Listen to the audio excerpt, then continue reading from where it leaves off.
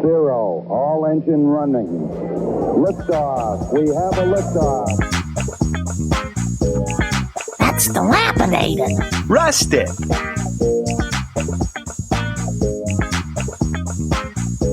That house is on fire. Motivated seller. Welcome to Sacrilicious with Robin and Snurts, a Simpsons review podcast. I'm your lovable nerd Snurts, aka Joshua Stearns, and joining me is the equally delightful Robin. Don't have a cow. Coward! What's happening, Josh?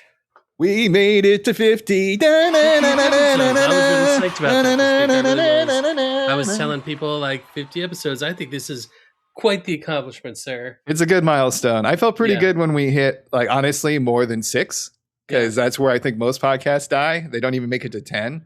Yeah. And for us to be doing this on our 3rd year, 50 episodes total for something that is just a hobby. Yeah. And for the passion of it, like, really, because it's you and I having fun, just having fun with each other. Yeah, exactly. Exactly right. Yep. Yeah. And I think we would have given up if we didn't have our skits and fake ads by now, because I think that's really what keeps us going a lot of the times. As much as we enjoy talking about The Simpsons, the skits are where we're having fun. You've been kicking on that too. Like, I have not been up to snuff putting mine up there, and you've been writing some great ones, and it's always a lot of fun. Yeah, thanks, man. But, you know, it takes more than one to tango. Fun, and our listeners probably pay for that, but it's fine. Yeah, well, that's the thing. When you don't have any vocal fans who tell you what you're doing wrong, you just keep doing what you want to do. But, you know, overall, pretty good mood because we're having fun doing this podcast. I've been off of work the entire week, and that was great. Oh, that's awesome. So I did stuff like I messed around with us trying to get like maybe a website going. I got to really actually work on the skits this week to do rewrites. Claude. Yeah, just trying to figure some stuff out. And it was hot as balls, so I wasn't really motivated to do much. But I did get out to see. Hot here too. Like, I did get out to see the Spider-Man movie, and I'll talk more about that in our closing. And just in general, I've been kind of relaxed and enjoyed sleeping in. The one bummer about it all is the neighbor who shares a wall with me moved out. So for the last 4 days, it's just been hammering away, and I haven't been really able to sleep in and stuff like that. So that kind of sucks. Boo. But, you know. It is what it is. But how about you, man? How you doing? Doing great. Loving the new job.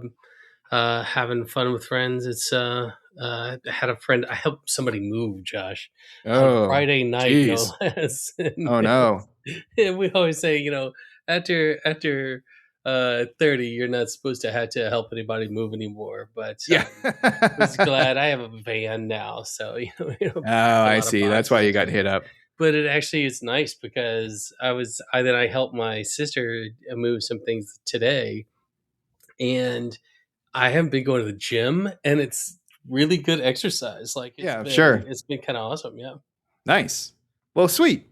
If this is your first episode, okay, guess what? You have 49 more to listen to after this one. But let me tell you how it works. One of us go back and listen to them all in order. That's right. Actually. Maybe not all of them, but, start listening to the old ones.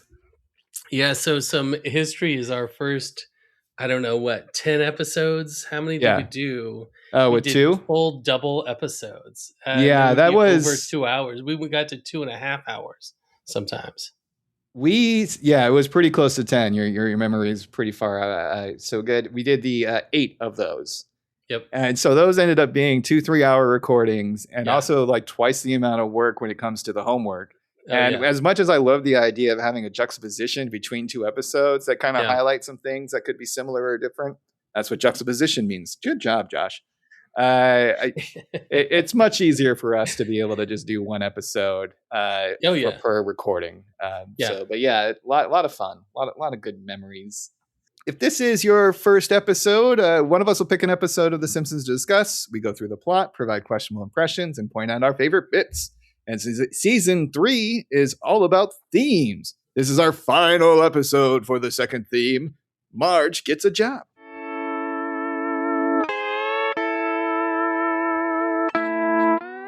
As much as I love this one, I don't think I'll miss it. I just think they're neat. It's the twang for me. I like it when the drums come in right here. Yeah.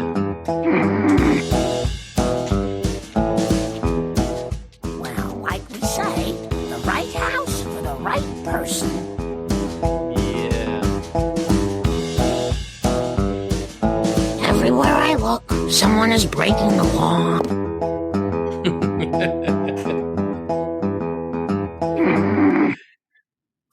It's always fun after the fact, going listening to the quotes from the episodes we've done.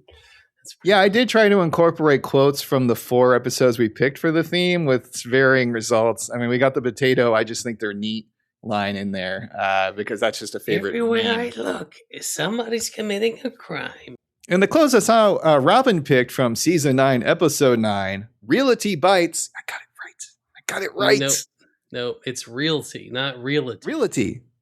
Realty Bites. I didn't say reality. There's no vowel. There's no vowel. Realty Bites. The L and the T. It's Realty Bites. Directed by Swinton O. Scott III. Realty D. Written by Dan Greeny with the first air date of 12/7/1997. And if I wasn't so bad at mispronouncing stuff all the time, I would give you more shit. But that is a rock I should be accepting on my face.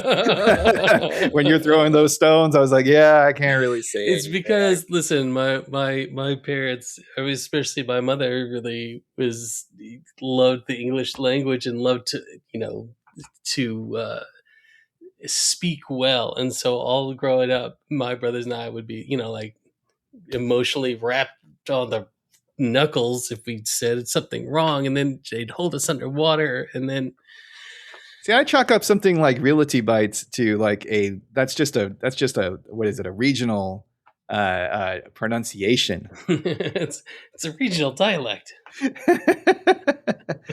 So why did you pick this lovely episode where Marge becomes a real estate agent? Well, because she gets a job at it. Wow. And that fulfilled this necessary task needed to... But we were talking about it, and I was like, which one is that? And it's Gil. It's all Gil. First time with Gil, yeah. Lionel Hutz and some of our favorite characters, and it's a bit of a classic.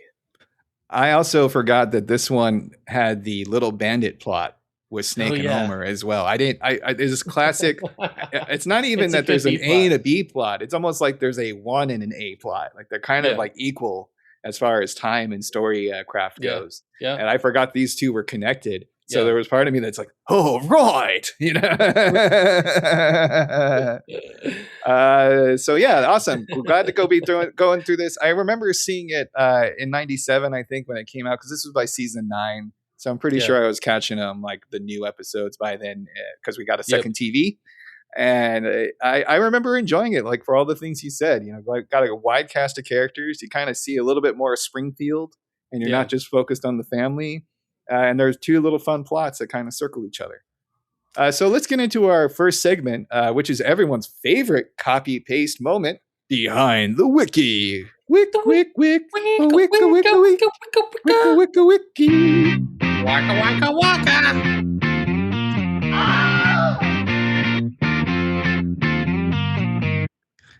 We had some fun ones this time. Nothing too groundbreaking. Once again, I like when I don't have to change the first part because it's just the guest stars.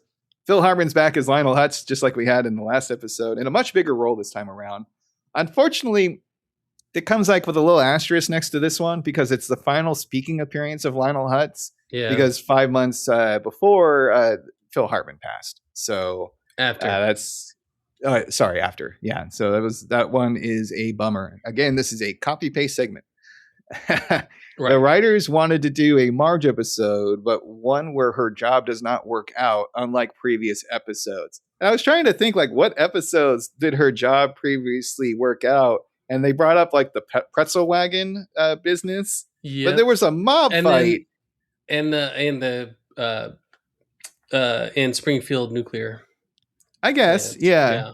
Because I was just like, she was okay at the job, but like she really wasn't because her resume was lying her ass off. Yeah. So anyway, I thought it was a weird comment from the people. And then I also watched the DVD commentary again because last episode was so good. Yeah. Boy, was that a mistake. We got a real snoozer for this one. As we mentioned before, we got some first here. The first appearance of Gil Gunderson, who's voiced by Dan Castellaneta. And we also get Cookie Kwan, voiced by Tress MacNeille. Oh, Gil.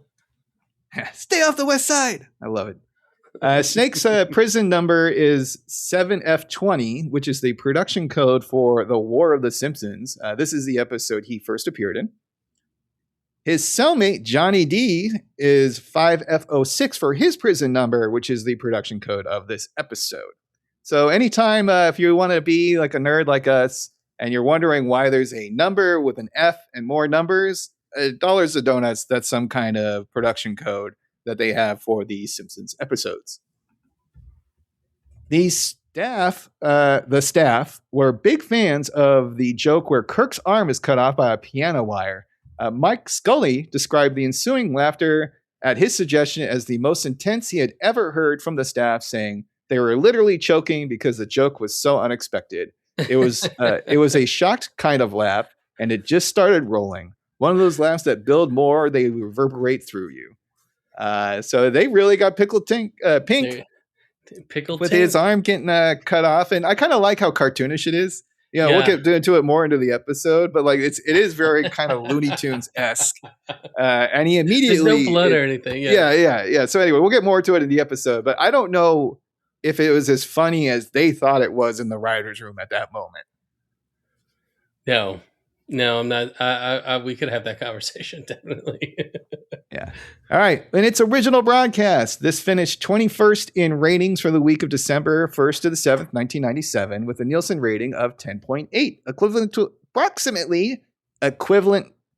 approximately 10.6 million viewing households. It was the third highest rated show on Fox Network that week, following, what do you think the two shows that topped them in 97? 1997, X-Files. That's one. And America's Most Wanted. We were actually talking about it earlier before we started recording. King of the Hill. Oh, there you go. Yeah. And also, for some dumb reason, Disney can't get their shit together, and they think this is episode 10 on Disney Plus, and it threw me off. Did it throw you off as well? I thought, it really annoyed me. It's happened before too. For me, it's happened before. I think their numbering screwed up. Like, I don't trust Disney Plus when it comes to episode. Well, they talked about how there's like some episodes they like took out of, and then they got put back in with certain. And that was another reason I pulled out the DVD, because I was like, well, let me get some kind of actual physical source on this and not just what the internet says. Yeah. It's just very strange. All right. That's what we have for Wikipedia Prime. What do you have for those other nonsense Wikipedias out in the world? Well, so the biggest thing about this is that the plot that Marge is in is based on the Mammoth Plague, Glengarry Glen Ross. Correct. And so I'm in theater school in New York in 1997. And, David Mamet was God at that point. And so the stories after Glengarry, the movie was kind of a phenomenon at the time. So that's why this was a on topic. But that movie had Al Pacino, Jack Lemmon, who Gil is based on, Alec Baldwin, Alan Arkin was in that, Ed Harris was in that, Kevin Spacey. Somebody was getting laid, a child. Jonathan Price was in that. It was a crazy cast. Sure. So when it came out, it was very much au courant. So I still haven't seen it. Didn't see it then, haven't seen it now. The only thing that we brought it up I don't like David Mamet. It's very, just okay. It's one of those things. Each other all the time. Do you recognize that they're kind of like big in that world, but you don't care for their work? Yeah, mad respect. Because I feel the same way about Scorsese. Like, I don't really like most of his movies. But I get that, like, he's a big wig, type of thing. What was that movie he did in 1900s New York with Cameron Diaz, Bill the Butcher, Gangs of New York? Yeah, that is, in my opinion, one of the worst movies I've ever seen in my life. I saw it in the theater when it came out. Yeah, and I just, I think that he has done some great stuff, but I also know the original version of what's the movie? The Gangs of New Departed. York? I had to think of The Departed. The Departed to get it. Oh, yeah. The Departed, yeah. right? Like everyone's like, oh my God, The Departed's greatest. I know the original movie that it's based off of called Infernal Affairs. Sure. And it's one of the greatest movies I've ever seen. So yeah, I mean, I guess you can recognize, like I was getting at, you can recognize that somebody is big in their field and has success, but it doesn't mean you have to like it. No. What else do you got from the wastelands of the other wikis? There's a little. He sings that song "Luca," which is apparently about. This is Homer about an apartment dweller meeting a shy child who may have been abused by his parents. Which, by considering Suzanne the running Vega. joke of Homer strangling Bart, is fitting. Sure. Yeah. Okay. We're really scraping the barrel here. I thought that was kind of funny. I'm glad no one had to point out that Bart and Lisa aren't actually married and that the Flanders actually stayed in their house. All right. Well, should we get into the episode itself? Yeah, let's do it. Nice. Because it's season 9, we're still doing Chalkborg and Couch Gags. Yeah. I love this. Is so juvenile, but it's spelled funny. It sounds funny. There was no Roman god named Farticus. Old Farticus. Just old Farticus. I am Farticus. And then the couch gag is one that they reuse quite often. It's Matt Groening's live hand, and he spins the family around with like spin art. So he basically takes the cell spin art back in the day, and they just spin it. For those who don't know what spin art is, that's when people would stand in front of mall kiosks and try to or maybe Venice Boardwalk and be like, "Look, I'm going to throw paint on a spinning canvas, and it's going to be art." Right. They would sell it at home. You could buy little home kits for that too. Sure. Yeah, I'm sure mom and dad would love the spin art at home. Right. All right. We're kicking things off with a lazy Saturday. Homer is chilling in his PJs, drinking a beer on the couch. Just one problem. It's Wednesday. Homer's like, I love these Saturdays. And I'm just like, Homer, it's Wednesday. And he's like, he drops the beer and like puts a tie on his pajamas and runs out the door. Then we get the next scene. Then he say something like, "Thanks a lot, Marge." Yeah. We get the next scene, and it's basically Homer in the same position, only this time he has a pillow and a bowl of popcorn. And Marge is next to him reading a magazine. And the way he's eating the popcorn is very fun because he's not using his hands. It's just resting on his sitting gut. On his stomach, yeah. And then he's like sticking out his tongue and trying to eat the popcorn. And then he keeps choking with every bite. And this was actually influenced he's by... like sucking it in, Yeah. And this was influenced by one of I believe the director, who stated that his brother or another sibling would eat popcorn that way and often choke. So they thought it was pretty funny just to put it into the actual show. You'd think after a couple of times you'd learn, Josh. Yeah, but I also remember myself doing that, where you're like holding the popcorn bowl and you just kind of have one stick to your tongue. You're like, I can't wait to eat. I can't wait to eat. I have to eat some now. Just a little morsel. And he's basically, I also like this line, I love these real Saturdays. They're so relaxing. Not like that fake Saturday that almost got me fired. It's like waving his fist, So Marge is bored out of her mind. Apparently, Homer's musings about relaxation and popcorn eating is just not cutting it. And Josh, I gotta tell you, in the script that I copied down, there's a little thing. It says, "Homer sucks some more popcorn." Yeah, that's a very interesting description there. Hands-free popcorn eating. It could be an Olympic sport, That's why we need lizard tongues. There you go. So Marge keeps making a handful of suggestions, but Homer turns them down for various reasons. Did any of these stand out to you?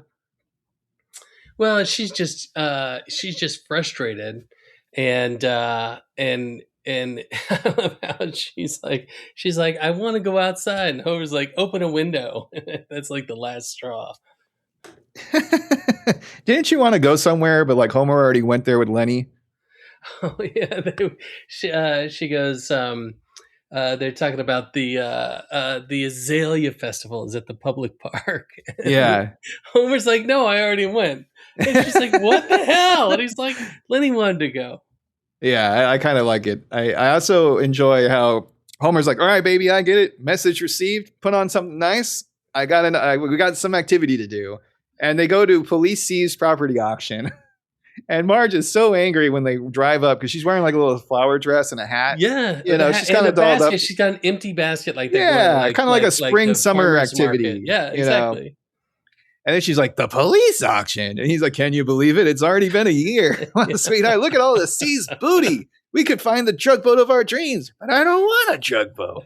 Well, I bet there's drug dresses and drug vacuum cleaners you can get too.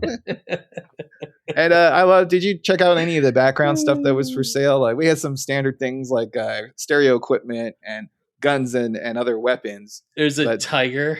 That's what tickled me fancy. I was like, oh, a tiger. Where's Dietrich?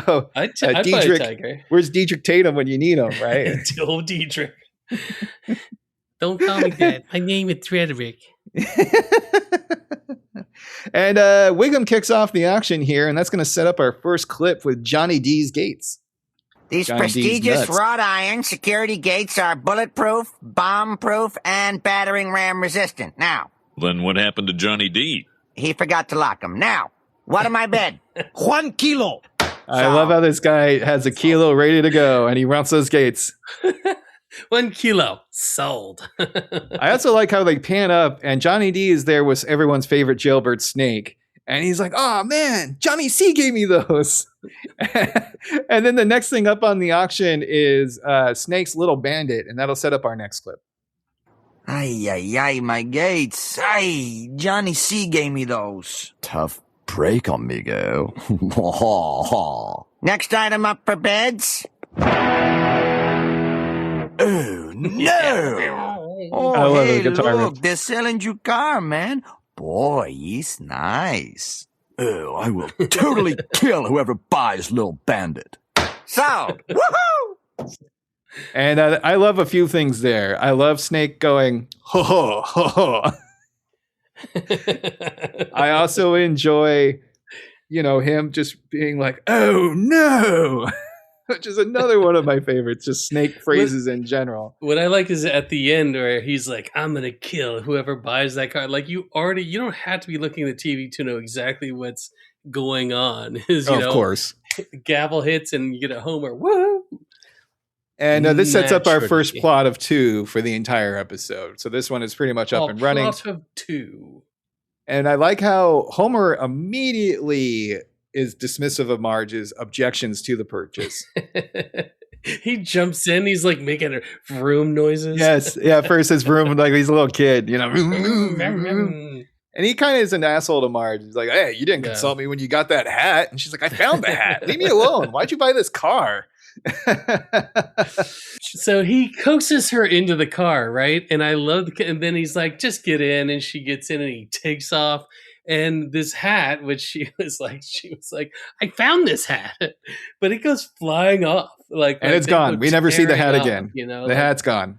And I love it. Cool. You get into the next part of, I think it's next is when they're driving and he's just got that shit-eating grin on his face. Yep. Yes, while his arms out the window and he's just got this like look on his face like, I'm a total douchebag in this car, Yeah, I mean, he kind of reminds me of like John Travolta in Grease. You know what I mean? Just Yeah, no, my shit doesn't stick. I'm a complete cool guy now. He also like puts up the car on 2 wheels and is driving very dangerously. Yeah. And Marge is like, all right, stop. I'm not getting, and she gets out of the car and she's like, I'm not getting back into the car until you drive like a sane person. And then you just hear the tires start to screech. Okay, bye. Love you. He goes, okay, I love you. Bye-bye. Oh, Homer. Our Homer. It's the car, man. I'm telling you, it's like Christine. It gets into him, Well, and let's describe the car for a while, too. It's cherry red with a giant Cobra on the side, huge tires. And it kind of reminds me of the Mad Max vehicle because it has, like, I don't remember is that a Pontiac? Firebird or whatever? It is a Firebird. Hold on, I'm looking it up right now. And it has the engine sticking out in the front of the hood, so it looks very muscly. And I believe that's about it. Other than that, it's a kind of a standard build. And the animators who made the car were huge car nerds. So they had a blast making this vehicle. And they wanted to make it feel its own, but also kind of make it look familiar to anybody who is into hot rods. It's the 68 Pontiac Firebird 400 convertible. And Apu has a 1978 Pontiac Firebird Trans Am T-top. There you go. Very nice. They love that car. But it's a cool looking car. On the Simpsons Wiki, they have a picture of the car, that real car, and it's a gorgeous fucking car. Absolutely. And it helps, like I said before, that the animators were really into this kind of thing. So they were able to make it detailed and come to life. Yeah. And now we're going to set up the second plot because Marge is walking home and sees Lionel Hutz, who's putting up a for sale sign in front of a house. And I just love this line that he's like, if you lived here, you'd be home by now. It's so stupid, but it's classic Lionel Hutz, Phil Hartman type of dialogue. And I also enjoy his business card. He was like, Marge, we should talk more often. I'm in real estate now. There's something about the way he says, Marge, we should talk more often. It just cracks me up. And that's the beauty of Phil Hartman. He can have these very mundane interactions that are just comedy 100%. Gold for some reason. And he has a card that says, Red Blazer Realty, you'll go nuts for Lionel Hutz. Like with an S instead of a Z. Lionel's Hutz. Yeah, clever wordplay there. And I love his explanation of why he got into business. Like, you see, the law of business is a little slow. And since most of my clients wind up losing their houses, this was a natural move for me. Yeah, there's such an interesting in the wiki about how because he's gone, like that's when Gil started becoming the lawyer also. Gil became kind of like one of those fill-in for salesmen and just, whatever person you needed. In addition to like Raphael, who's the sarcastic sales clerk in the pimply teen voice. Like you just have these characters that like, oh, we need someone to be like working at this business to help out the Simpsons or whatever. And the maitre d'. Yes. But I love it because Marge is like, oh, she's like really excited about it. She's like, oh, helping people find homes. That must be really rewarding. And Lionel Hutz is like, yes, the money is good. And he also likes the benefit. Yeah, he said the beauty is you get to stay in the house until it's sold. And then 6 dogs come out of nowhere, and he's like, "Come on, boys, let's go for a swim." He's just swimming with. I mean, sounds pretty idyllic, honestly. But until you realize these are like stray dogs that smell if they're not, right. They're taking a bath in the pool. Yeah, and also when you'd have to get that pool cleaned, right, before you have someone come over. Oh no, he's not gonna though. We know he's not gonna. So Homer goes to Moe's to show off the car to Barney and Moe, of course, and we get some hot rod talk, and that'll set up this clip. Gee, this hot rod is souped up 6 ways from Sunday. Never had you figured for a gearhead, Homer. Oh yeah, I'm a real expert. What is that? A 6-barrel Hollycob? You betcha. Edelbrock intakes? Nothing but. Meyerhoff lifters? Oh, yeah. I made that last one up. I see. And that's it. That's it. He's still like unfazed by it whatsoever. He's just still trying to be. Oh yeah, I'm a real expert. I'm the cool hot guy, hot rod car guy. That's me. And it does kind of remind me of when I was a younger person trying to exaggerate my knowledge in something that I think is cool. Yeah. You can think that some activity or hobby is really, really cool and have no idea how that works. And whenever you try to talk about it, you sound like an idiot. I mean, so what I wonder is, in this, is there really a 6-barrel Hollycoff? Correct. According to the DVD commentary, only the last one was made up. Yeah, that's what I figured. I have no idea what that is. That's pretty nerdy knowledge right there. It is. And that's why, again, repeating myself here, but it does help when you have a couple car guys working on the episode to really kind of clearly enjoying themselves. And they mentioned how at this point, a lot of the writers actually had some money, and they were talking about it was a social experiment to give these losers more money than they could ever need or spend, and what would they do with it. And a bunch of them bought cars. Yeah. Cars are fun. That they are. So at dinner, Marge is holding a real estate textbook, expressing her interest in a new job. And this leads to one of my favorite Homer lines. I don't know, Marge. Trying is the first step towards failure. And he's trying to cut his meat on the plate, and as he says this, and it like slips off, and he's like, goes flying everywhere. Once again, though, Marge is supported by the kids. Lisa and Bart are all for it, similar to when she wanted to become a cop, sweet. right? The kids are like, I'm on board. And they're like, let's start doing some role playing so you can get, your practice in. And that sets up our next clip with Bart and Lisa pretending to be a married couple. So you're married and you're looking for your first house, Mr. and Mrs. Superman. Oh, don't listen to my husband. He's just an idiot. Now, I'm a veterinarian, and I need to keep lots of sick animals in my house. Is that permitted? Not in my damn house. Perfect. I love it so much. And then Marge goes through the books, and I like all the different animals that are permitted in that residence. And one of them is phone talking monkeys. Phone answering monkeys, Josh. Oh, answering monkeys. Sorry. I didn't have that one written down. It just came to my mind right now. I love that Bart line. Not in my house. It's so funny in the scene. We should clip that. Not in my damn house. Like it's great because so classic. Yeah. We get two zingers like back and forth, like and it follows the same kind of pattern. The first one is Lisa being like, "Oh, don't mind him. He's an idiot." And you're like, "Oh, she's trying to emulate marriage." She's doing right. It is fascinating because it's writing for kids. Like these are kids who don't quite understand what it is they're talking about, but they're really into it, and it's such a layered, fun joke. It's lovely. It's so funny. Lisa and Bart pretending to be a married couple and like saying the things they think each other would say. It's amazing. It's amazing. Well, what I like about it too, because like the first one, you're kind of like, all right, that's a win for Lisa, and then she's like, I want to have sick animals in my house because I'm a vet. Like, oh. And I was like, wait, if I was a husband, Not I'd go, my not damn my house. damn house. And they figure out a way for her to learn because it's complicated. My godmother Grace got her real estate license because she was doing loans for the longest time. And, I remember many, many nights after we were watching Jeopardy where she was just hanging out with my mom and going through the book and learning all the lingo and trying to pass the test. And it's a lot. It's a lot to get through. So they kind of come up with this learning technique where they have all the key terms put to a song. And at first, like Lisa is like the only one who's like comes up with the idea and is really for it. And then Bart's like, that sounds stupid. And then Homer's like, you guys are Bart nuts. goes, we should have lived together first.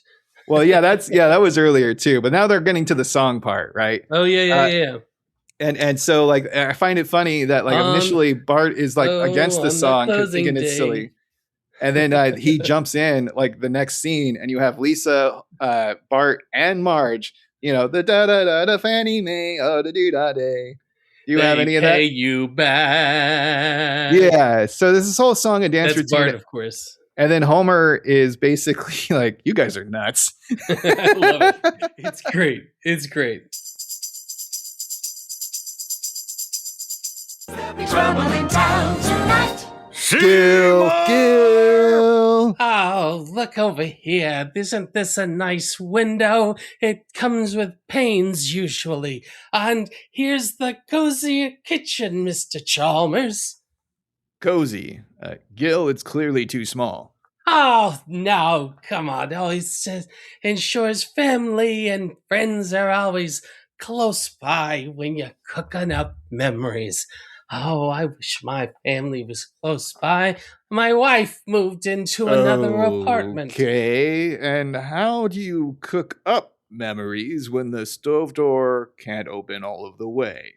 Oh, well, you see, here's the thing, is I really need a sale. Come on, you gotta help old Gil. I haven't been paid in months. My wife's gonna leave me. She's got Look, the keys to my car, and Gil, I feel bad for you, and I agreed to see some homes today. I will not, however, buy any house you happen to show me. Now, what about that 3-bedroom colonial on the west side? I can't show you that one. That's Cookie Kwan owns the west side. Oh, jeez, don't make me go over there and do that. I couldn't. Stay off the west side.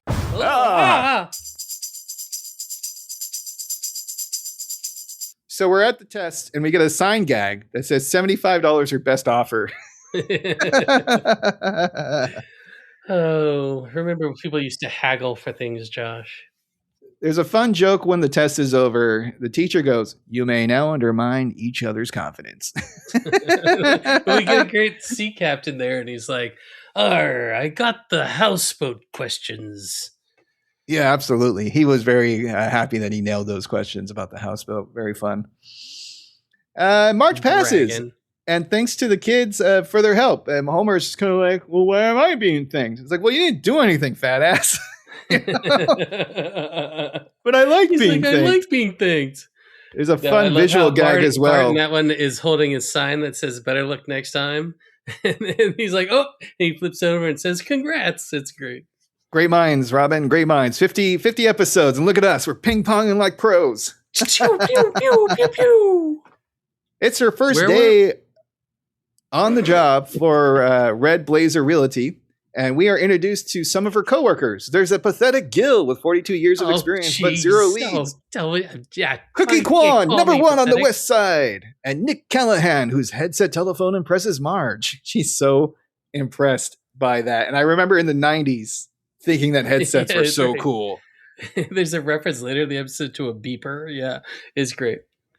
And this kind of followed throughout my growing up, right? Because I remember when I first got an Xbox and you started to be able to play online and you had a headset so you could talk to people online. I was like, oh, this is so cool. And I had a laptop and I was playing on World of Warcraft. I had my whole headset going. I was like, oh, headsets are the future. And now every time I see a headset, I'm like, I don't want to take that Teams call. Nope. I know. I say we wear like stereo speakers when we're recording this too, and I'm like, can I do find myself annoyed when I'm doing the homework and I have my headphones on for like 2 hours. Like I need to take them off. It's getting a little too much. Just gets steamy in there. So Marge puts on a red blazer because she's starting her day, and we get this like classic spinning scene that you see in all the movies, right? She's spinning around, and then she looks at her trash can, and there's like a little twinkle. She's taking it all in. Yeah, exactly. Yeah, there's like a gold, faceplate on the desk or whatever, and it's twinkling. And then Cookie Kwan and her gold tooth. Everything's shiny to her. The wastebasket is shiny. Yeah. I do like Cookie Kwan's golden tooth. Bing. And then Marge gives an impassioned speech. It's like a front tooth, too. It's big, and you never see it again. It's only for this joke. I guarantee you. Kwan. I also like how Marge gives an impassioned speech, but everyone's just kind of like, yeah, okay, whatever. I think the Nick guy is like, I'll give her 2 weeks, And that's when Cookie pops in again. She's like, hi, Marge. Stay off the West Side. Gail goes, I'm scared of you. No, I wouldn't do it. I'm frightened by you. Next scene, we have a family driving in the hot rod. The kids are bouncing around the back seat like a couple of pinballs. And we got Lisa going, whoa, Dad, doesn't this car have seatbelts? Seatbelts. They kill more people than they save. No, that's not true. You're thinking of airbags. Was that a thing in the 90s where airbags were kind of killing you? Yeah. You didn't have the technology quite worked out yet? If you, I remember the recall now where you can't put a car seat in the front. I'm sure that law came out of something unpleasant. Well, now there's more than just front airbags or side airbags as well. Yeah. And there was that recall where a metal rod went through the airbag if you hit it wrong. Jeez. If a vehicle you own has a recall, folks, get the repairs done. Yeah, go ahead. Take the effort. They're about town because they're hunting for a billboard, Marge's billboard to be exact. And I love it's so ridiculous. It will be the art that we put in for the episode icon. Oh yeah, because her butt is just huge. Like her back is bent over in the strangest way, 90-degree angle almost. It's so weird, but I do love it because Homer points out, man. Yeah. She's like, gee, that picture makes your butt look big. I thought so too, but they said it sells. And Bart chimes in, works for the Lumber King, and we see a billboard that's basically twerking with robotics. It's like a chunky, construction worker looking dude. Yeah, and then Homer is just mesmerized, and we cut back to him, and you see his eyes moving with the bouncing of the twerking ass. And it's like, lumber, need lumber. Yeah, Lumber King's ass, man. That'll get you. You gotta watch out. That's how they get you, Josh. In the commentary, it cracked me up because they were talking about, it's like, well, I didn't know a lumberjack's ass would do it for Homer, but here we are. Homer's an ass guy. We know this. It's like I'm wearing nothing at all. Nothing at all. Stupid, sexy Flanders. Marge hits the streets to find the potential customers. We start with Mo. Marge, There's a back and forth kind of thing. He's like, "What? You think I'm in dire straits financially? You think I need some help?" You know, he's very kind of defensive about it. No. And he's like, "Okay, well, I do. So give me your card." And his house is slightly less dilapidated than the one we see Lenny in later on. Poor Lenny. Marge has great taste in potential customers. Her first ones that are actually serious about buying a house are the Hibberts. Mm-hmm. Great pick. You know they got money. And they're, kind of conflicted because they really want to buy a new house. But the first one they show is cramped. It's the smallest thing you've ever seen. I've seen some very small kitchens in my day when apartment hunting. Yeah. This one is even tinier somehow. I lived in New York, and it's like this. You open the oven and it doesn't even open all the way because it hits the cabinets behind it. And it's tiny in there. And to make things worse is they have a rack hanging like a pot rack around the kitchen island. And it's in a kitchen that has no need for a kitchen island. It shows them talking to each other, but they're just talking to a pan that's hanging in front of their face. It's almost like funny. If you took a cardboard, not a cardboard, card table, just a 4-person card table, and you made a kitchen out of that. Right. Exactly. We don't have card table space, all right? Find out that Hibbert is a little dirty, right? Because he appreciates Marge's honesty, saying, you know what, I really like your house that you have. Why are you trying to move? He's like, well, thank you for your honesty, Marge. Oh, my pleasure. If you ever need a prescription, no questions asked. And he does the wink and a finger gun. You ever need a prescription, no questions asked. That is, yeah. Listeners, let me know if I ever do. Do you know automatically what my face looks like and the finger gun? It's the wink and the finger gun. Sideshow Mel is also in the market for a home with his partner, wife, Barbara. Never seen this person before. I don't think we ever see him again. She doesn't even speak. But they kind of look like a good couple together, don't they? Or are they like sisters? I feel like I have. It's just talking about it now. I feel like I do remember some references to it, but yeah. And they're in a bowling house, which Homer should buy. I don't know why. Homer would love the bowling house. I don't know what we're doing here. Yeah. And he's like, "Oh, bowling is so great." It's like, "Oh, do you bowl often?" "Actually, this is my first time and I didn't quite care for it, but I was just marveled by this wonderful plaque." And it says was it "God bless this mess" or something like that? Yeah, bless this mess. It's I mean, look, it looked cool. It looked like a lot of fun. Out of all the houses that they shown besides the murder house, which we'll get into, this one looks like the actual house that someone would want to buy. It looks really, really nice. Yeah. And look, the house is nice. The problem is that Mel is a stuck-up bitch and doesn't play bowling. I mean, come on, Mel. Well, also you got to kind of know your clientele. Wouldn't you ask him before? Do you like bowling? Have you ever bowled before? Well, that's the thing about Mel is he's so highfalutin. He's like, I went to Brada, in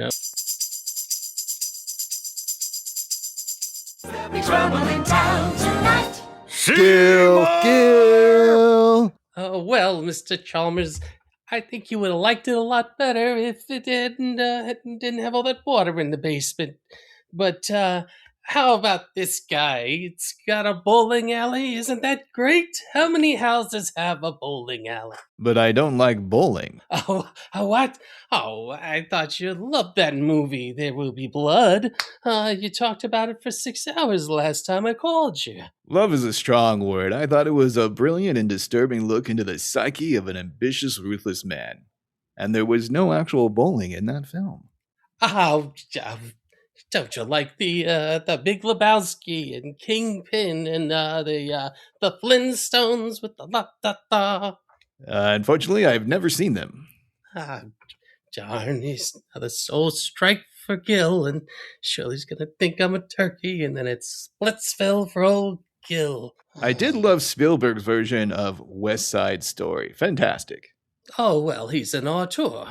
Are you guys talking about the West Side? No, Cookie, I swear it. I'm scared of you. And all these customers are very eager to get the house for some reason or other. And that's what the fun part is, because it's Marge's honesty. They keep, taking out their wallets like they're going to pay for it. Correct. Right there, so it's Marge's honesty that prevents them from being sold, which gets her in trouble later on. So Dr. Hibbert was just like, hey, I don't want to waste your time. Like, let's get this house. Mel was like, hey, I don't like bowling, but, whatever. This is kind of fun, I guess. Yep. And then she's like, well, the right house for the right person. Maybe this isn't for you. She's like, oh, yeah, actually, okay. Yeah, you're right. And like I said, this will get her into trouble down the road. Bless this mess. Homer is driving about town and challenges Skinner to a street race. Hey, Skinner, want a drag race? My high school sweetheart was killed in a drag race accident. Come on, it'll be fun. That's what Debbie Sue said. And just so sad. This episode is dark, dude. This episode has a couple of things that are pretty dark. And Skinner's driving a station wagon. That thing is not there for street racing. It's just, there for hauling stuff. It's Homer. It's his Labrador nature, his golden retriever nature, that he's not even paying attention to what he's saying. She's like, no, the love of my life died in doing that. And he's like, come on. The car stalls and a frustrated Homer angrily pumps the gas. And this is another fun aspect of the dynamic too. Skinner would have won. So if they raced for pink slips, Skinner would have had a hot rod. There you go. And it happens to be right next to a prison where Snake is there and he hears the backfiring and the gear grinding. Sounds bad. It sounds very bad. Yeah. Anybody who's tried to start a car and heard those noises understands what we're referencing. And I love how this is a honor system mode for the prison, because there's a sign that says, no escape, please. And this will set up our next clip, Premium Dude. Whoa, that's Lil Bandit, and she's in pain. Screw the honor system. My car needs me. Hey, you're ruining it for the rest of us! Is that Curly? Stop! That's my car!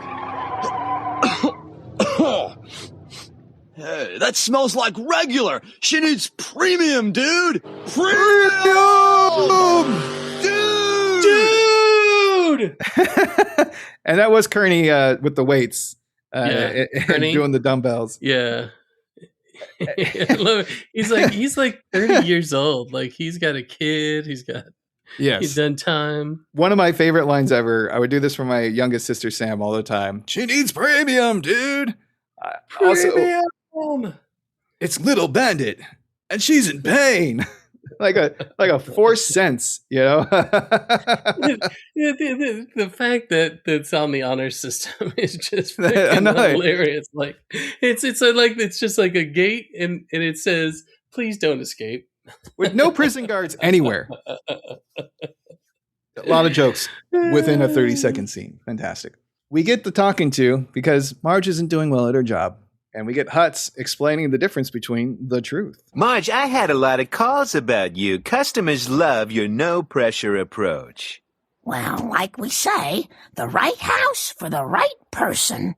Listen, it's time I let you in on a little secret, Marge. The right house is the house that's for sale. The right person is anyone.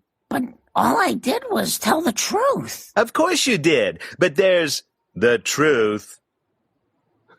And the truth. So at the end there, he's shaking his head no for one truth and yes for the other. Fabulous. A lesson that every young person needs to learn. You get to this point in life where you think telling the truth is what you should do. Absolute truth all the time. You don't have the nuances of lying or like kind of, removing information or withholding information. You don't really know the nuances of human life. So you're just kind of there. And it was like, I remember this when I was at Bugle Boy. And they're like, well, I don't really think that clothing is good. And I was like, you're right. It's terrible. Yes. And then we get a talking to, be like, hey, you can't say that these jeans are terrible and they should go to Miller's Outpost. You can't do that. Saying that I have to lie for you? We are giving you money to lie. That's most jobs. And then we get the jokes continue with this little back and forth where Hutz kind of holds out a book of houses for sale and explains the type of terminology that should be used. Instead of cozy, or instead of small, it's cozy. Instead of dilapidated, it's rustic. Instead of fire, it's motivated seller. So just like, that house is on fire. It's like, motivated seller. And then we see the murder house, which is a nice Victorian style home, right? That's like Victorian style, you would say? And when she sees it, he like snatches the book away, like, no, Marge. Yeah, I think Victorian, definitely. It's got the trellises and things like that. And it is weird. You're right about how he snatches it away like it's some kind of curse. Like, oh, don't look at the Grail, you know, or not the Grail. What is it? The Ark. Close your eyes. The Ark is opening. It's got to make it precious so that she really wants to, be the one to sell it.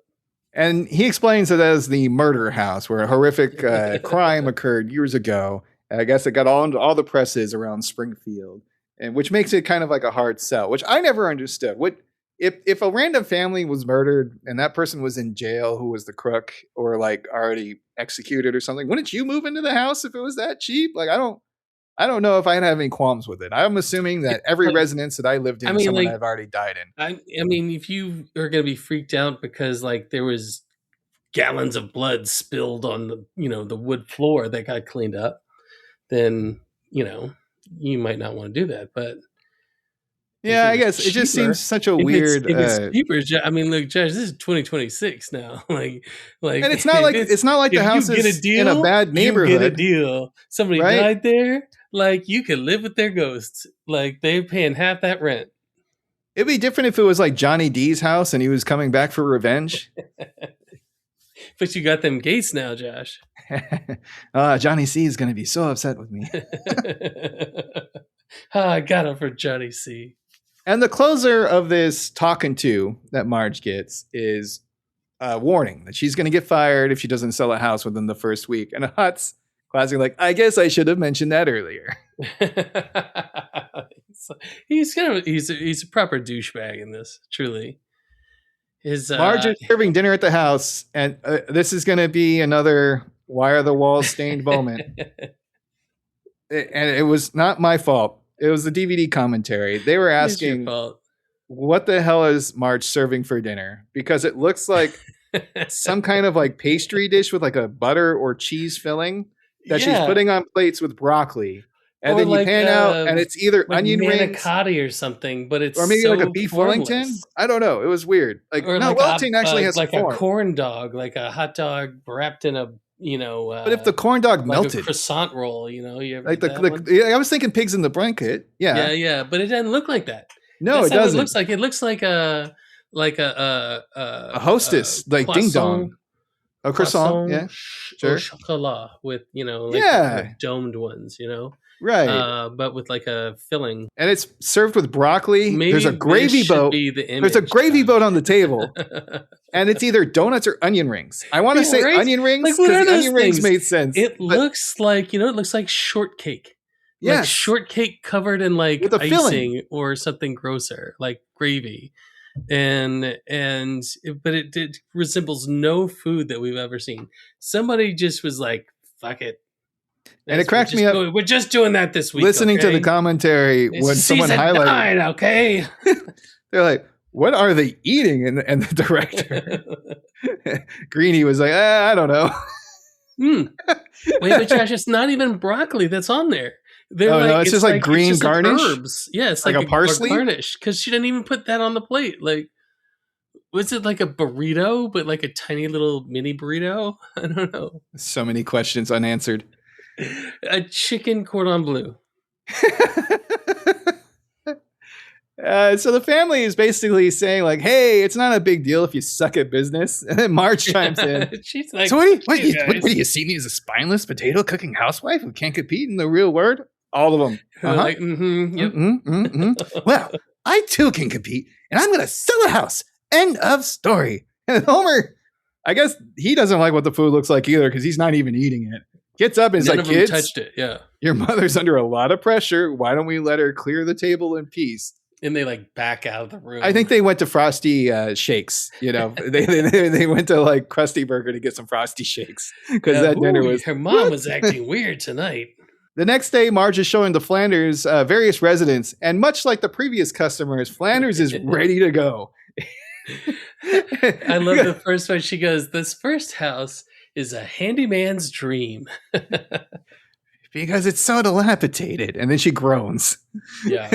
And Ned is like, well, nothing's perfect. I sure hate to make you come out here and not he's buy like a house. pulling a check out. He's pulling out a check right there. And Maud's with them. It's like, no, slow down, Nettie. The Home Buyers Club said, you know, look at the house inside before buying. Always look inside before buying. It's great advice, Josh. That is solid advice. You mean I can't just keep doing like the quick drive-bys, to see your residence? You're like, that looks great. Looks great. No, the Brady house. I want that. And she's like, what is it? A question asked, question answered. So Maud's like, we should look at the inside. The whole front of the house falls down. We see Lenny inside. It's just Lenny. There's in a tank top and boxers and slippers, eating from a can. Nothing else in the house but a table and Lenny. And then a defeated Marge is like, well, there it is. Lenny's like, don't tell people how I live. Out of all the house dwellings that we saw this episode, Lenny is at the bottom tier. Mo is right above Lenny. Yeah. I thought Lenny's a supervisor. Well, and Lenny, his housing comes and goes because there's a later episode where he has a kick-ass apartment and it's, pretty much like the Friends apartment. We get the same house that was shown to the Hibberts, the really tiny one. Same kind of deal. Marge tries to sell them, use the right terminology from Huts. It's cozy, but small, very, very small. And they kind of move on. And they go back outside. Marge is like, I don't know what to tell you. That's pretty much all the houses in this neighborhood. And then Maud sees the murder house. And Marge is actually able to bite her tongue and withhold the information. It looks kind of like be detriment to the sale. The Bates Motel house. Very much so on the hill. It also reminded me of the brothel that they had. Beautiful. It's a beautiful house. And it's painted white and it's bright and colorful and cheery. I love the house. And it's got these little accents of like green and pink in like the purple drapes. Yes. It's a lovely house. We also get a lot of fun writing with murder type phrases in it. So Ned starts off with, oh, my diddly eye. Will you look at this place? And the prices have been slashed repeatedly. Oh, it's sure built solid. The kids could scream bloody murder and no one would hear, Maud says. And Ned retorts, I'm just going to spill my guts. I love it to death. I'm just going to give you a deposit here, Marge, unless you could give me a reason not to. And we see Marge's reactions where she's very pleased that they like the home, but every time the murder puns come up, she's like, ugh. She's just very uncomfortable through the whole thing. Yeah, you see her face start to reflect it. Like she gets these bags under her eyes and she kind of looks a little frazzled. Yeah, she has a clenched butthole. It's she's that's it. Yep. I couldn't put my finger on it. Perfect. 50 episodes, everybody. 50 episodes. We need a horn.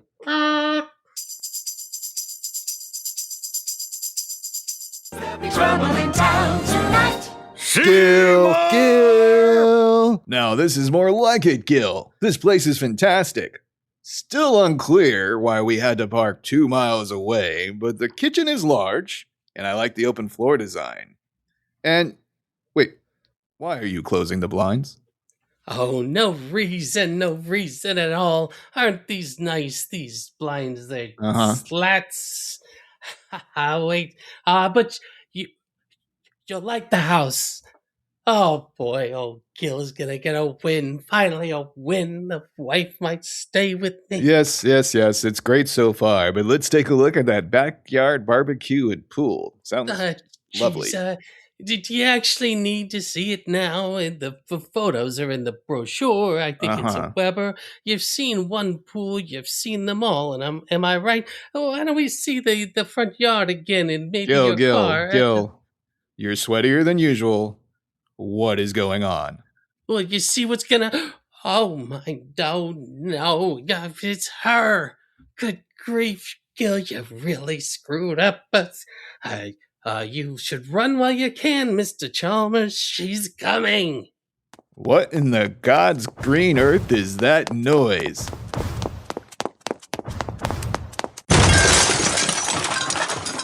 I told you to stay off the west side. I'm out of here. Oh, no, not the face. Oh, Gil's face. It's a punching bag. It's how I make my money. Oh, not old Gil's face. Oh, no, I needed that eye for looking. Oh, no, my one good eye. I'm number one for a reason, you little bitch.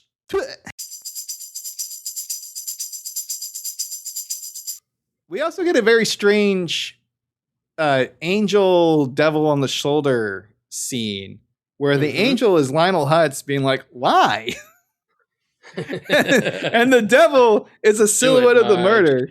And in the commentary, the director, Dan Greeny, mentioned, he's like, I don't understand why I had the silhouette stab the victim. You could have just had the silhouette. You didn't have the animated version of the knife going down. It's dark. Like, she's just stabbing this shadow repeatedly, too. You know, like, it's pretty vicious. And that's cut by Ned screaming. Josh, the torso. Correct. And that is cut by Ned screaming, and that sets up our next clip, Purple Drapes. And this is actually a meme that became a scene that became a meme. Purple drapes. All my life I've wanted purple drapes. And of course, when he screams, Marge jumps out of her skin. Correct. And this isn't the first time we've heard. We get this lovely image of Ned just loving on some purple drapes. And this isn't the first time we've heard Ned's very feminine scream. It happened with, I think, Bart of Darkness when he got the leg broken, and there was what he thought was a murder happening in the Flanders home. They thought he's like, I heard them scream, and then Flanders screams very like kind of like the diva in a Hitchcock movie. Yeah, he's a slasher flick chick, you know. Back at the office, Hutz rings the bell because Marge made the cell. I also love how the bell breaks, right? And he's like, ding dong, ding dong. And everyone at the office is very dismissive. They're like, yeah, okay, you got a house. Who cares? And it's the murder house. It's the murder house. Wow, that's pretty impressive, actually. And everybody stands up and kind of circles him over. And Gil's like giving him various phases. Do you have any of the Gil lines there? He's like, Marge, what you give him? Well, you must have told a whopper to unload that death trap. What'd you use, Marge? The old bluff, the Hail Murray, the pass ahead, a shuffle, cha-cha-cha. I love his cha-cha-chas. Yeah, that's what I liked about it too, because it kind of shows like a very enthusiastic Gil. Like, I'm still in the fight, you know. I still got a little pep in my step, you know. Here I am. Oh, Gil ain't out yet. It ain't the final round. But it's like a wink and a nod, like we know you did something terrible, and Marge is like, it was salesmanship. That's all. And he's like, oh, yeah. Okay. Salesmanship. Okay. All right. And then Hutz moves along the conversation. He's like, well, whatever happens is our newest closer. You're entitled to wear this coveted blazer. And he gets a blazer that says, it looks like she's like more of like the captain at like a carnival cruise or something of that nature. And everyone starts to applause. And then Hutz grabs a random cubicle wall, knocks everything off that's on it. It's like family pictures that he knocks off. And you get a third wall for your cubicle. And Gil's like, but I earned that wall. Don't put your luck, pal. You're hanging on here by a thread. And I love this line from him. Well, I brought this wall from home. He's like gripping it like, no, you can't have it. Oh, it's hilarious.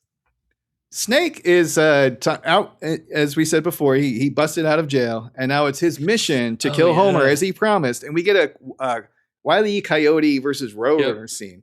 Yep. There's Acme piano wire box next to a tree. He's tying it between two trees so it goes across the road. Mm-hmm. And when he's tiptoeing, it's very Looney Tunes-esque because he's doing like the little tippy toes, like he's trying to sneak behind the tree. Dun, dun, dun, dun, dun. And to make the joke continue to work, Homer is driving in the most impossible position ever. He's like fully stood up in the car. Sitting up with his butt on the headrest. Basically, and I don't know how he's still reaching the gas pedal, but I love this like random ass. We figure out later. Just his show can run the gas pedal. Man, the air feels good on my neck. Ooh, a gumball, and he ducks right in time before hitting the wire. So with this image though of him like the air feels good on my neck, the freaking piano wire, man, it's dark. You know? Right. I also enjoy his hair. Like you see his hair, like his two strands of hair flapping around. Yeah. And then we get the joke that the writer's room thought was hilarious, and I also think is funny, but maybe not as uproarious laughter as I've heard before. And Kurt is holding up a full Subway sandwich, and he's like, "I told those idiots to slice my sandwich," and then his arm gets clean cut off.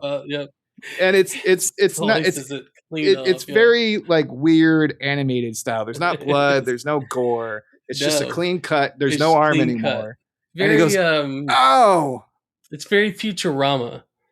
Very much so. Homer couldn't be more happy with Marge's success. He's like, "Hey, you getting rid of the Flanders and you're bringing home the money? This is great."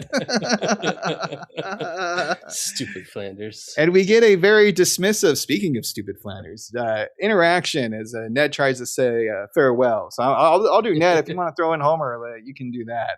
Right. Well, neighborinos, I guess this is goodbye. I better make this quick or else start blubbering like a baby. Yeah, me too. Let me know if you need any help.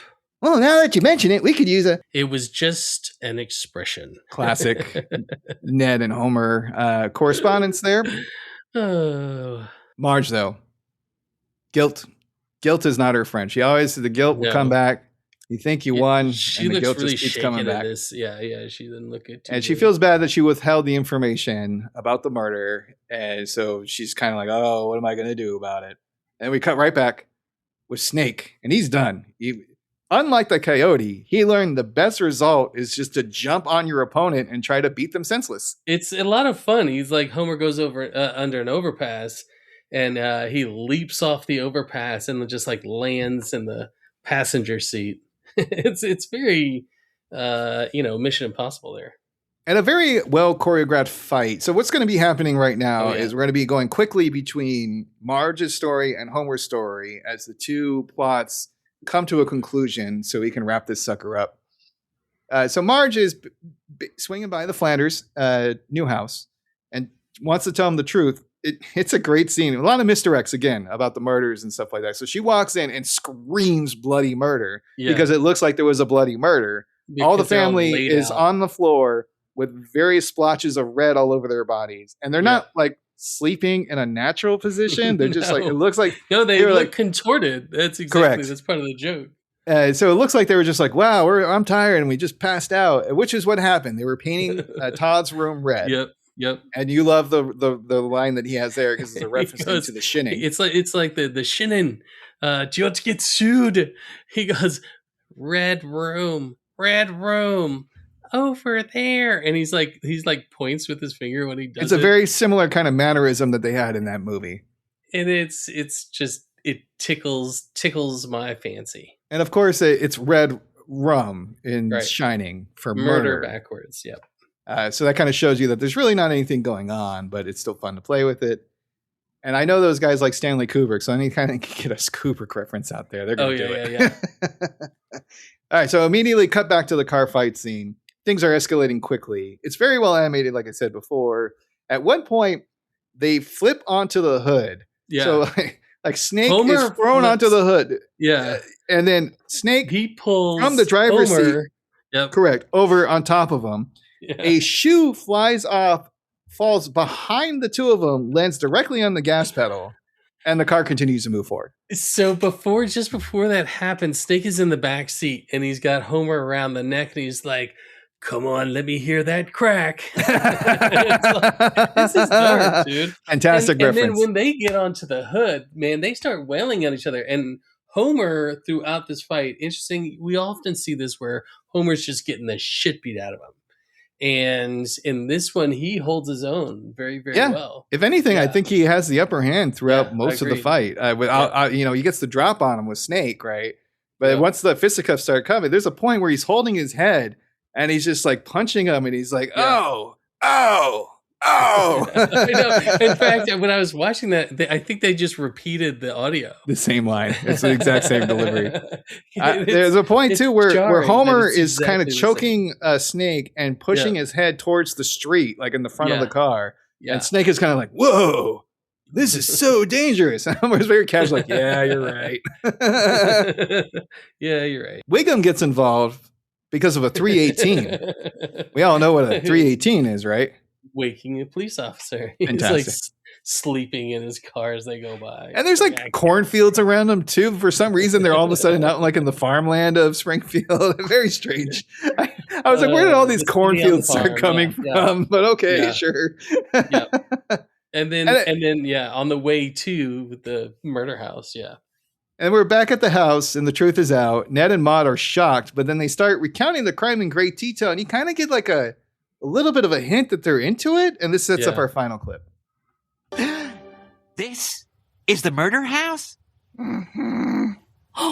You mean the infamous jealous Jackie murders? It's like they're serial true crime fans. Yeah, true crime fans. Absolutely. This must be where he dropped the dagger. And this is the butler's pantry where Mrs. Astor concealed herself.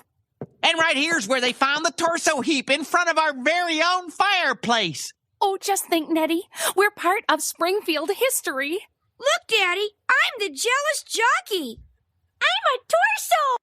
I'm a torso. I try to not have it cut off like that, but that's just the way YouTube works every once in a while, folks. But yeah, I very Ralph Wiggum delivery there for Todd. I'm a torso. I'm a torso. It might be my favorite line in this. Well, we'll find out at the end, won't we? Is that going to be the line? That's exactly where I was just now. Stay tuned, kids, to find out. They're into it, though. And Marge is very pleased. She's like, okay, conscience cleared. Yeah. You know, she even put the deposit check in Ned's hand, and he grabbed her hand. Is like, put it right back. No. We love this house. Yeah. Yeah. And of course, because that conflict was resolved, means some shit has to hit the fan. And we got two giant turds. One of them is Wiggum's car, and one of them is Little Bandit.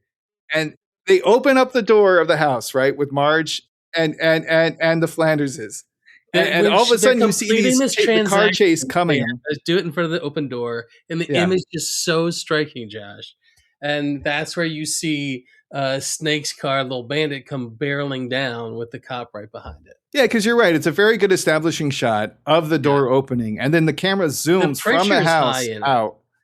And they all crash into it. But so it's a great image, though, because the first one just crashes into the ground floor. And it could kind of still keep going, but then the police car goes flying up over into the second floor, and the whole thing just collapses. And you see the Flanders family huddling each other in the corner with Marge. And of course, you know, Flanders is like, hey, I'll take that check back now. He's Wiggum like, and Homer for you, Marge, but yeah, exactly. Wiggum and Homer are like totally fine because they landed on bubble wrap and they immediately start popping it like little kids. And Wiggum's like, hey, leave some for me. Then they kind of pan to the right and down, and it's Snake, and he is not doing good. No, he looks beat up. He's like bruised all over. He's like leg is at a crooked angle. Ugh. Doesn't he have a line? He's like, "Oh, I'm in terrible pain." He looks like it. So everything's gone to shit. Homer lost his car. Marge lost the sale. Hutz is reading Marge the riot act back at the office like he is in those stereotypical Dirty Harry movies. Rod, a wrecked police cruiser, destroyed house. I've had it with your renegade ways, Simpson. You're a loose cannon. But I. And what really fries me is he returned this check. And it's, again, if you've seen Dirty Harry, Lethal Weapon, it's the classic police commissioner reading the riot act to whatever the officer did because it involved a lot of property destruction or death. Exactly. And of course, this leads to Marge being fired. The way he tells her is there's another red jacket, and he's like, Marge, this is truly what you've earned. It just says fired is the name. I love the line. I'm gonna give the specific one because I have it written down here. It's like, you're one of a kind, Marge, and nobody deserves this more than you. And then they put the fire, and it says fired on the jacket. Like, she still wears the jacket in the car ride to the unemployment office. She got a free blazer. Do you have to return the blazer? Do you have to return the blazer after 2 weeks? Like, how long do you get to keep the red blazer, which like, honestly goes really nice with her dress and red pearls? I thought the whole look was pretty good. I get you. So she's at the unemployment office, and we see a ton of characters. We got Burns' son Larry, Lauren Lumpkin, who is the country music star. She looks like she's having some better days or bad days. You know, like very disheveled, bags under the eyes. Looks like she hasn't slept in days. We get Jimbo. Marlene. Which I think is hilarious that he's collecting unemployment because that shows that he's over 18. Like he had a job and he's collecting unemployment. Kurt with his arm back on, it's just in a sling, like it was broken. Like, yeah. So they said, and I think we talked about it earlier, but that they would take that bit out, and so that people were confused because in that scene he had his arm again, and they didn't ever see that first piece because they took it out of some episodes because it was too. And there's a writer of the show as well that I forgot to write down. They mentioned it in the commentary. I don't really. It's not Matt Groening. It's somebody else. Maybe it's Merkin. I don't know. But anyway, Marge is handed a check for $300. She's like, $300 for doing nothing? I feel like such a crook. And then it pans to the right, and there's the first President Bush, and he's like, "Don't worry, gets easy every week." And then they have this weird like sitcom freeze frame where they all are about to laugh. Anybody who's seen the most recent He-Man movie will kind of get the joke, but I found it very funny that they randomly inserted music, George Bush 1 because like this would have been during the Clinton era, right? So he's out of a job. Yep, exactly. But it doesn't really age well because I think if somebody saw it today, they're like, "Who's that?" The whole thing is random, know who's in there. The writer is Larry Burns. Larry Burns. Okay, sweet. Thanks for looking that up. Mm-hmm. I find it funny that Bush kisses the check as well. He's like, "Mwah!" But the reason that anti Social Security or something, maybe correct, and he's also wealthy before he even became president. Yeah, he's not hurting. He shouldn't be collecting unemployment. So the anyway, Texas oil money. I was wondering as I watched this for this episode. Did they just need a landing to stick? And this is what they came up with? They're like, all right, well, all the conflicts resolved. What do we do now? Let's close it in on a joke about Bush collecting unemployment. Sweet. Well, they play like the outro music when they freeze from like that sort of a police drama television show. Robin, I just have one question for you. What's that, Josh? Do you hear that sound? No. Turn up your volume on your earphones. Turn them up. Turn them up. Do you hear that sound? Thelma, check your battery. It's my Sister Act quote of the day. Well, then you know what time it is. It's the Krusty Brand Seal of Approval.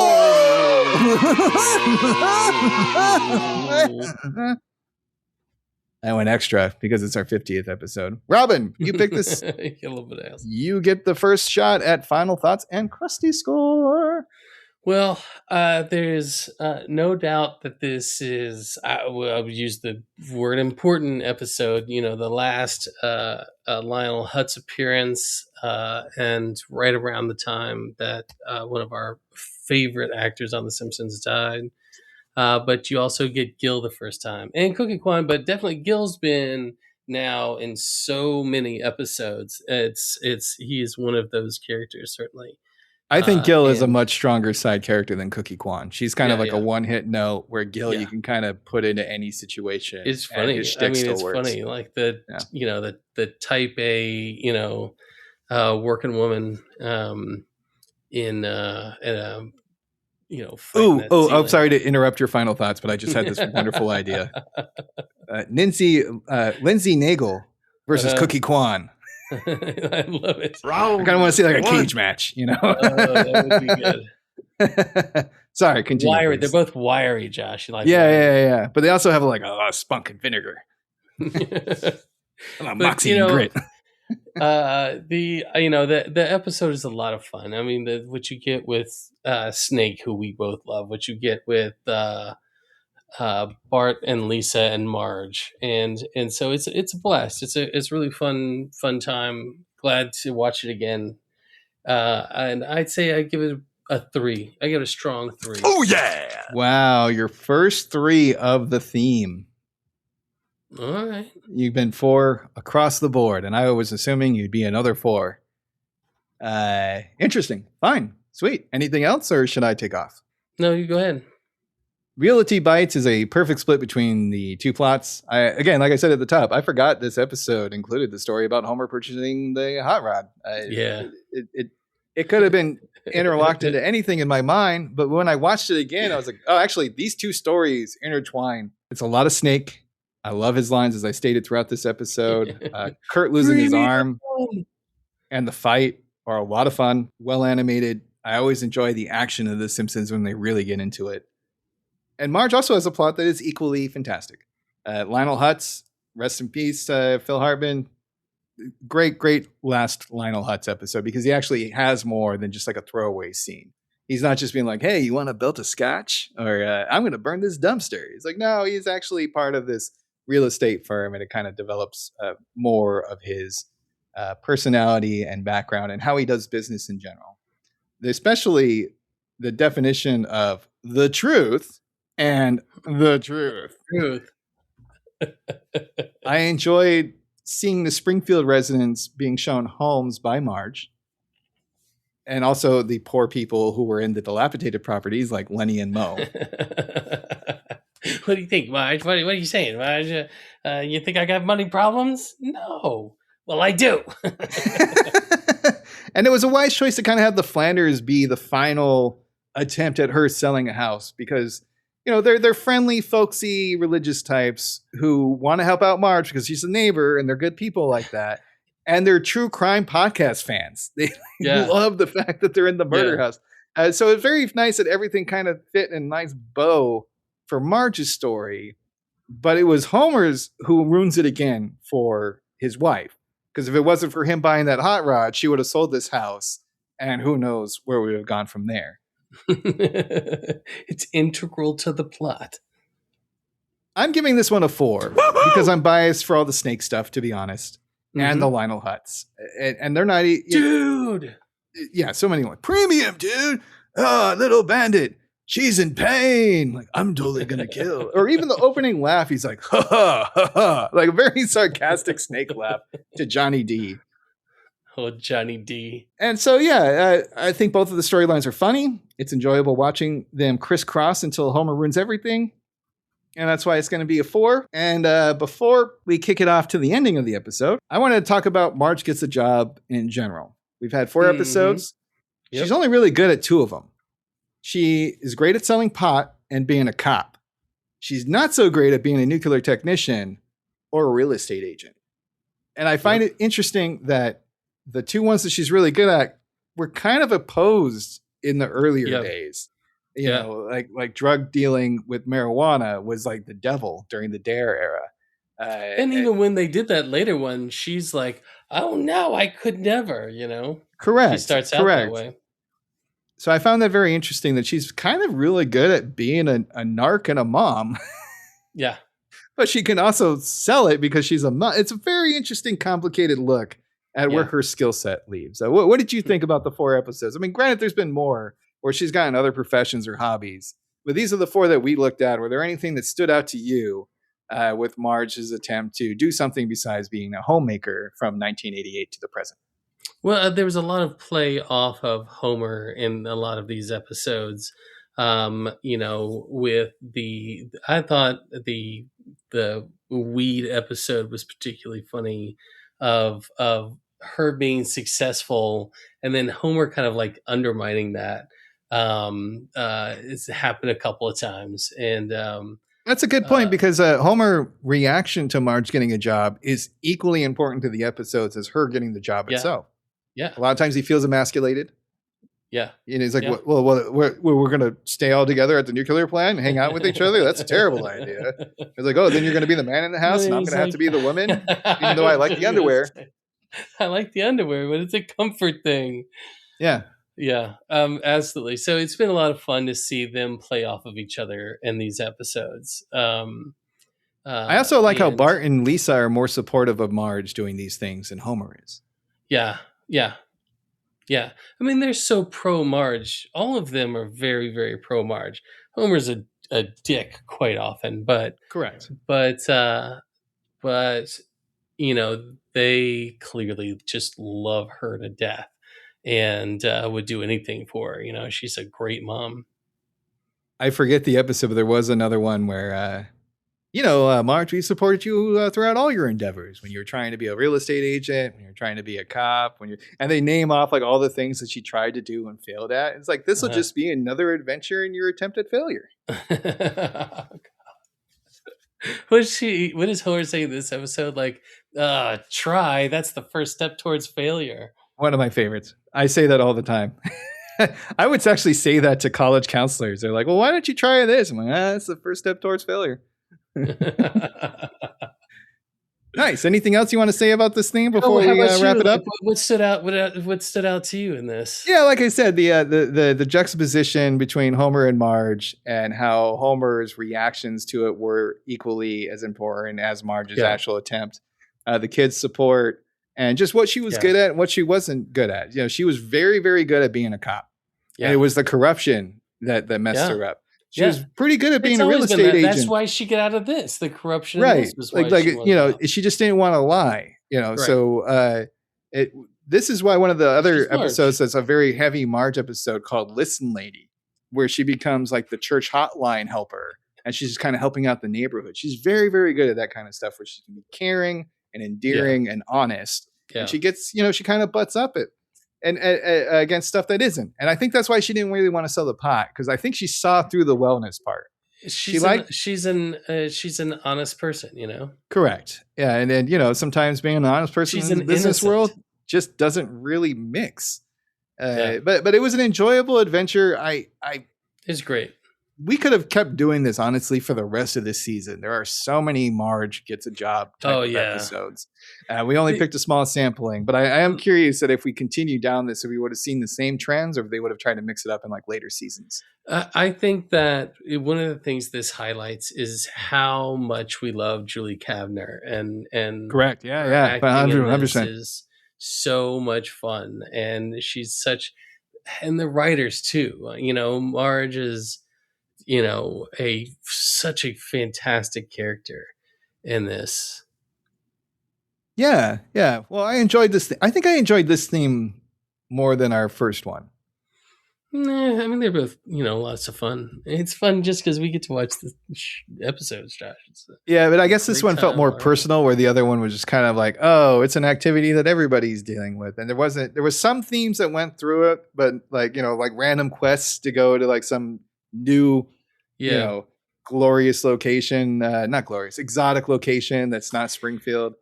I agree with you. And I think the reason I love this more is because we got to do a little, essay on Marge. And I think that is something to think about for other ones, where we just watched some Lisa episodes and we just watched some Bart episodes, even Mo, I think that's something that will give us just that time to get a little bit deeper with that character, and I think you definitely did this with Marge during these 4 episodes. You see a lot of sides of her. And we will see if that is correct. And I think you are, because we have our next 2 themes is going to be one is kind of general and the other one's more specific. But we'll get into that in our final closer. So I think that's it. I think that's a wrap for Sacrilicious and Robin and Snarts for the 50th episode. Yeah. We hope you enjoyed this episode and the other 49 that you will watch immediately after. Please do all the cliche things, the liking, the following, the commenting, or just tell a friend. We are currently on the Spotify, the YouTube, and the Apple Podcast. Oh, that mole man's gonna pay. Snurf shoutouts. I played Halo Comedy Evolved on my PlayStation 5. I played Halo on PlayStation. That should say it all. It's not going to be for everyone. Purists of the original, you're not going to like it. But they updated it. It's modern. It's fun. I think it's a good yes and not a replacement of the original. And I appreciate being able to play it with like modern improvements to a first-person shooter, like sprinting and aiming down sight. But it's, again, not going to be for everybody. But if you are a fan of the original Halo, I don't know how you're going to try it out without paying for it, but give it a shot.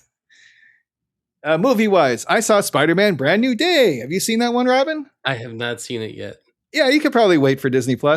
I need to get out to the theater. I haven't been in a minute. It's one of my favorite things to do. I just have been neglecting my cinema. I went on a Tuesday, my week off, and it was $10 for the ticket and $10 for the beer, and it was nice to be in some AC that I didn't have to pay for. Yep. I enjoyed it overall. I have some questions about who the ultimate threat is and why they made that decision. Mm-hmm. But that's for another time. That's for some other nerdy podcast. If you are a fan of the Spider-Man and the MCU, go see it. The practical effects are amazing. There are a lot of little moments that I was like chef kiss. And as we've all seen from the trailers, you see Spider-Man fight the Hand, which are ninjas. What else do you need? If the Hand, it's sorry,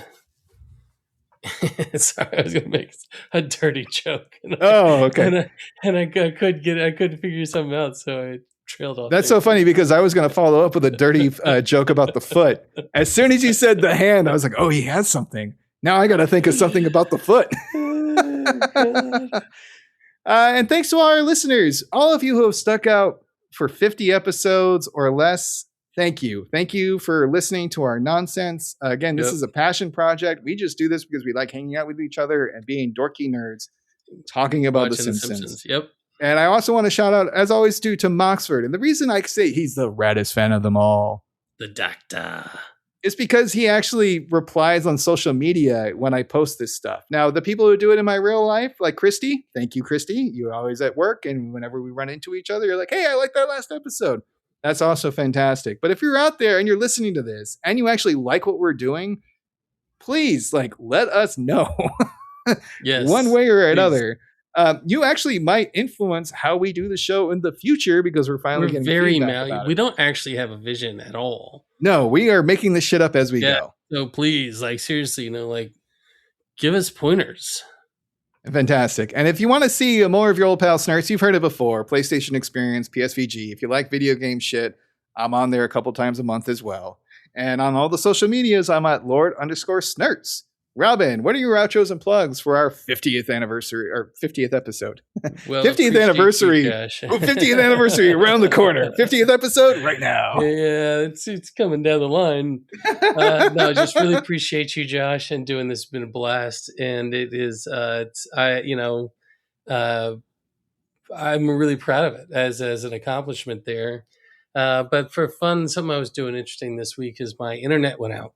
And I was stuck doing normal people things. And of course, out the DVDs. Sorry, that normal people things got me. That was really good. I'm sorry to interrupt, but that normal people things. I'm sorry, I interrupted you. Keep going. These normies are doing out here. Yeah. But started watching some old DVDs. My brother gave me his whole set to borrow as a library. And I started watching Angel, the the Buffy spinoff follow up, and it's a lot of fun. I figured it wasn't anything to watch, but it's been one of those fun shows, those fun things to just dip into. That's been a good time, and I highly encourage that. Well, first off, there's no damn commercials when you do these. As I know you watch these things a lot, but not everybody does. It's a lot of fun to just go back and have the tactile, version of putting a disc in and watching it. It's fantastic. I do wish that I could find a way to play DVDs on my iPad, because a lot of times I like to play video games and then watch old stuff or stuff that's not really that interesting, to be frank, on my iPad. It's kind of like background noise. I've always been like this. I always want like something else playing in the background. I don't know why. Probably something's wrong with my brain. But I would, I have a lot of DVDs. Something's right with your brain. There you go. And there's a lot of times where I'm like, well, I want to play the DVD, but I also want to play my PlayStation, and that's my DVD player, and I only have one TV, so yada yada yada. So first world problems, Josh. First world problems. I still have my old PlayStation 4, and I've got it hooked up in the living room, and just use it for DVDs. Nice. What else you got for outros and plugs? That's it for me. Boring week. Mostly just wanted to say appreciate you, my friend. Yeah, I appreciate you too, buddy. It's been a fun journey. I enjoy all our little back and forths. And again, the skits. We, after 50 episodes, have probably recorded, 100 plus? Easy? Because it's usually two skits an episode, sometimes 3. So that's very interesting to me, because I was talking to somebody who was... 5. I was talking to a rando at the bar who was talking about how they're trying to get into improv. And how they're having trouble writing skits. And they're like, well, what do you know about writing skits? And I was just like, okay, once again, I'm like, I got 49 of these things on Spotify ready for you to go. If you just want to listen to Spectacular, I'm not saying it's great. It's amateur hour, but like I have experience. Well, but look, if somebody was to ask me, and this is something I've done in my past, is more sketch comedy, but it is just do it, just write some stuff out and just play around with it. It is such a fun, creative little, thing to do. And it's just fun. It's one of those simple, fun things that we get to do when we record. Well, and it's like being a kid. You're using your imagination. Exactly. You're throwing all your toys out of the toy box and be like, what can I play with today? And it's a very enjoyable experience, and I am appreciative of you sticking with it, because it can be a slog every once in a while. Like there's definitely lows to the highs, but overall, this has been an incredible high, and I hope we can keep going it for at least another 50 episodes. Speaking of which, our goal is to get the next one out on August 30th. I picked from season 33, The Star of the Backstage, which, if I'm not mistaken, is another Marge-heavy episode. But this will launch our third theme for the season. Thespians. The aristocrats. No, wait, the thespians. That's exactly what I was doing. Thespians. I think we found our that might be our in. That's our in for everything. That's it. Yeah. So you guys are going to hear disgusting jokes that are going to go all sorts of sideways instead of an intro song. And we're just going to be like, the thespians. And that's going to destroy anybody who was brought on by this goodwill. They're like, oh, episode 50, so wholesome. Marge sells real estate. They're really complimentary about each other and this great journey they've been into. And then we immediately go into aristocrat jokes for 51. And that's where everyone's like, done. I'm done with these gross freaks. Oh my God. Do they drive windowless vans or just vans? Let's figure this out. I do drive a van. Is it windowless? They're pretty dirty. Well, we're looking forward to seeing you all hopefully on August 30th, if all passes out, with our new theme. And to close out this fantastic milestone show, Robin, hit me with that sweet, sweet quote. Look, Daddy, I'm the jealous jockey. I'm a torso.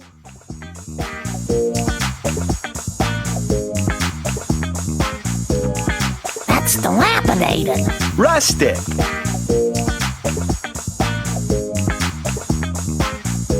That house is on fire. Motivated seller. Tranquility Base here. The Eagle has landed.